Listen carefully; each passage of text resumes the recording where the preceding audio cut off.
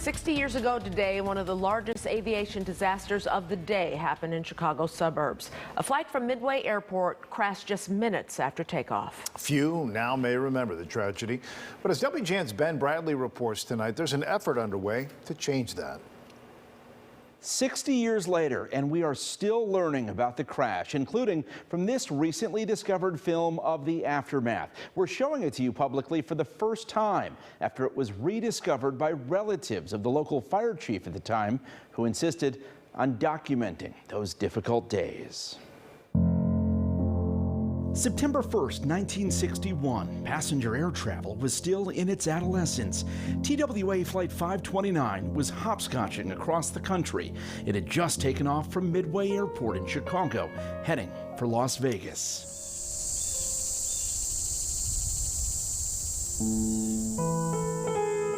At the time, this was all plowed field. This was cornfield and soybeans. Frank Trout was a 17-year-old volunteer firefighter back then.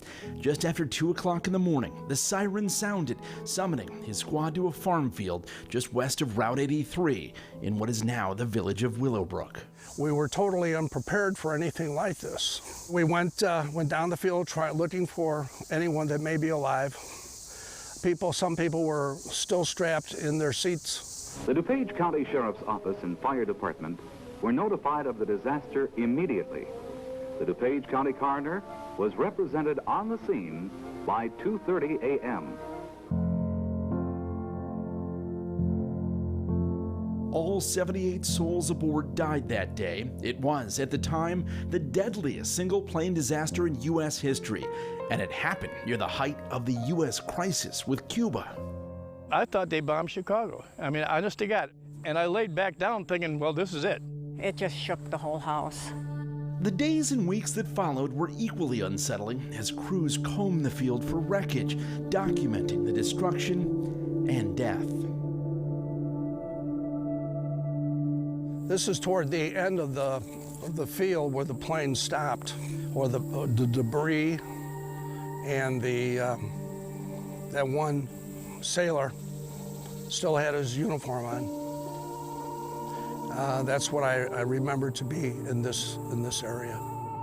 One of the things that really kind of bothered me over all the years is that when I walked back there, I'd swear I heard someone say help. Oh, I think about it all the time. Yeah, I think about it all the time.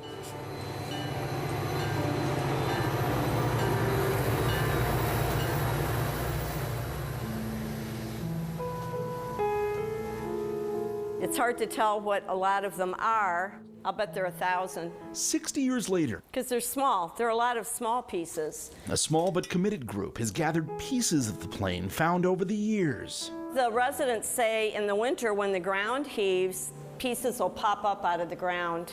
Weaving them together to not only paint a picture of a little-known aviation tragedy. This is a baby Ben clock that was recovered at the site, probably belonging to one of the passengers, which shows the exact time of the crash, 2:04 a.m. But also to tell the stories of the 5 crew members and 73 passengers who perished. The most emotional names are the families. There were Grant Chamberlain, James Chamberlain, Nancy, Richard, Edward Jr. and Edward Sr.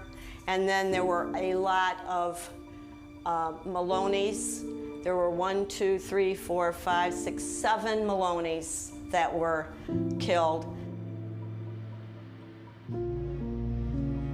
The stewardess one was going to be her last flight, and she was pregnant. She was going to announce that to her husband when she got back to California, got killed.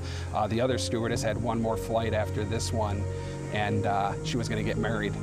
Honoring their memories is why this group has finally, after all these years, gathered enough support to replace a simple cross with a permanent memorial. A memorial not just to the lives lost, but also to the lives changed that day. I haven't been back here since the crash. Frank Trout went on to serve in Vietnam and then a long career with local fire and police departments. There's a house that was there, and that's the one that the roof melted. Glenn Hack avoids flying. It's just amazing that it didn't hit any houses. Margaret Hack still looks to the sky with a skeptical eye. And when one would come over the house for, oh my God, several years, I would duck. So sometimes I still do that. All these years later. Yeah, yeah. The ill-fated TWA flight was one of 6 U.S. airliner crashes that year that claimed a total of 222 lives in a different era in aviation, but one that has reverberated for decades. Years later, an elderly couple came by and knocked on my door and stuff and wanted to know where the plane crashed, so I showed them, and they said, yeah, our daughter was on that plane. And I go, oh gosh. So what brought down that 4-propeller TWA Constellation? Well, the Civil Aeronautics Board determined it was one single steel bolt that fell out after takeoff, causing the pilots to lose control. Ben Bradley, WGN News. And today, witnesses who remember that terrible day came back to mark the 60th anniversary of the disaster and unveil the plans for a new permanent memorial. The names of all 78 passengers and crew were read aloud. A temporary marker will also list their names and honor their memory, and that permanent memorial marker is still under construction.